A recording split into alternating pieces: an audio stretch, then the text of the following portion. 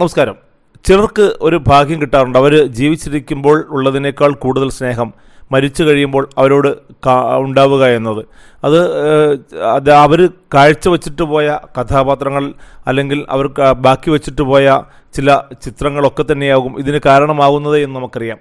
അങ്ങനെ മലയാളികളുടെ സ്നേഹവും ബഹുമാനവും ആദരവും ഇഷ്ടവുമൊക്കെ മരണശേഷം പിടിച്ചു പറ്റിയ ഒരു അനുഗ്രഹീത കലാകാരനാണ് സുധി. കൊല്ലം സുധി എന്ന് നമ്മൾ വിളിക്കുന്ന സുധി.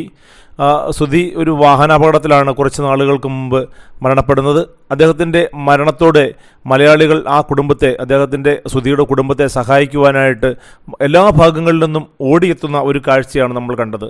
നിർധനരായ ആ കുടുംബത്തിന് ഒരു വീടുണ്ടാക്കി കൊടുക്കുക, ആ കുട്ടികൾക്ക് വിദ്യാഭ്യാസം പൂർണ്ണമായി നൽകുക, അദ്ദേഹത്തിൻ്റെ ഭാര്യയ്ക്ക് ഒരു തൊഴിൽ അവസരമുണ്ടാക്കി കൊടുക്കുക. അങ്ങനെ അദ്ദേഹത്തെ, ഈ കൊല്ലം സുധിയുടെ കുടുംബത്തെ എങ്ങനെയൊക്കെ സഹായിക്കാമോ അങ്ങനെയൊക്കെ സഹായിക്കാനായിട്ട് ആളുകൾ ഓടിയെത്തുകയായിരുന്നു. അങ്ങനെയാണ് കൊല്ലം സുധിക്ക് സ്വന്തമായി, അദ്ദേഹത്തിൻ്റെ ഏറ്റവും വലിയ ആഗ്രഹമായിരുന്നു സ്വന്തമായി ഒരു വീടുണ്ടാവുക എന്നത്. അങ്ങനെ കൊല്ലം സുധിക്ക് എല്ലാവരുടെയും സഹായത്തോടു കൂടി ഒരു മികച്ച വീടുണ്ടായി. അങ്ങനെ ആ വീട്ടിലാണിപ്പോൾ സുധിയുടെ ഭാര്യ രേണുവും 2 ആൺമക്കളും താമസിക്കുന്നത്. എന്നാൽ എപ്പോഴും എന്ത് വന്നാലും വൈറലാവുക എന്നത് അവരുടെ ഒരു നിമിത്തമാണ് എന്ന് പറയേണ്ടി വരും. കാരണം അവരൊരു ഇൻ്റർവ്യൂ നൽകിയാൽ ആ സമയം അവരുടെ ചിത്രങ്ങൾ എടുത്തു വയ്ക്കുക, സുധിയെക്കുറിച്ചുള്ള പഴയ കാര്യങ്ങൾ ഓർമ്മിപ്പിക്കുക, അങ്ങനെ മലയാളികൾ അത് കൂടുതൽ വൈറലാക്കി മാറ്റാറുണ്ട്. ഏറ്റവും അധികം ശ്രദ്ധ നേടുന്നത് സുധിയുടെ ഭാര്യ വീണ്ടും വിവാഹിതയാകുന്നു എന്നുള്ള ചില ചിന്തകൾ തന്നെയാണ് എന്ന് പറയേണ്ടി വരും. മിക്കവാറും യൂട്യൂബ് ചാനലുകൾ അഭിമുഖം നടത്തുമ്പോൾ ഇക്കാര്യം എടുത്ത് ചോദിക്കാറുമുണ്ട്.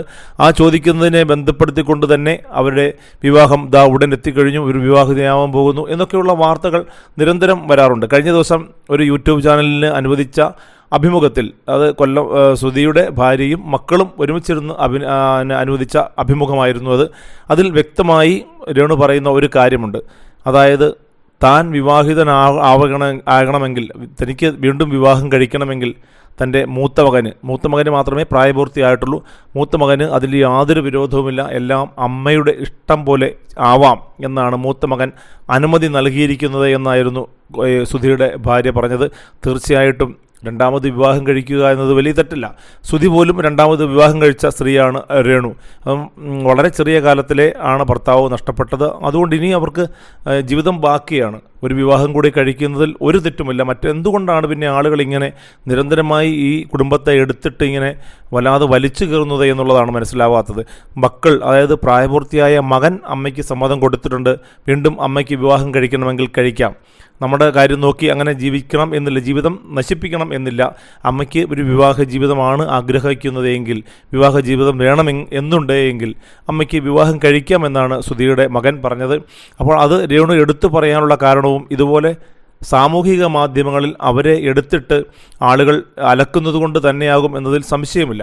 വിവാഹം ബന്ധവുമായി ഒരു കാര്യവും പരാമർശിച്ചിട്ടില്ല എങ്കിൽ പോലും ആദ്യം അവർ പറഞ്ഞത് താനിനി വിവാഹത്തെക്കുറിച്ച് ചിന്തിക്കുന്നതേയില്ല എന്നാണ്. എന്നിട്ടും ആളുകൾ പറയുന്നത് ഉടൻ രേണു വിവാഹിതയാവുന്നു, രേണുവിൻ്റെ വിവാഹം ഉറപ്പിച്ചു, രേണുവിന് ഇന്നയാളെയാണ് വിവാഹം കഴിക്കുന്നത്, അങ്ങനെയുള്ള ഒരുപാട് വാർത്തകൾ വരുന്നതിനിടെയാണ് കഴിഞ്ഞ ദിവസത്തെ ആ ഒരു ഇൻ്റർവ്യൂ വളരെ പ്രസക്തമാകുന്നത് എന്ന് പറയാം.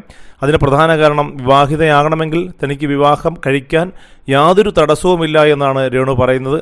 അതുകൊണ്ട് അതുതന്നെയാണ് നമുക്കും പറയാനുള്ളത്. കാരണം ഒരു സ്ത്രീ അവർക്ക് 1, 2, 3 തവണ വിവാഹം കഴിക്കുന്നതിൽ എന്താണ് തെറ്റ്? കാരണം അവരുടെ യൗവനം, ഇപ്പോഴും അവർ യൗവന അവസ്ഥയിൽ തന്നെയാണ്, അവർക്ക് ജീവിതം ബാക്കിയാണ്.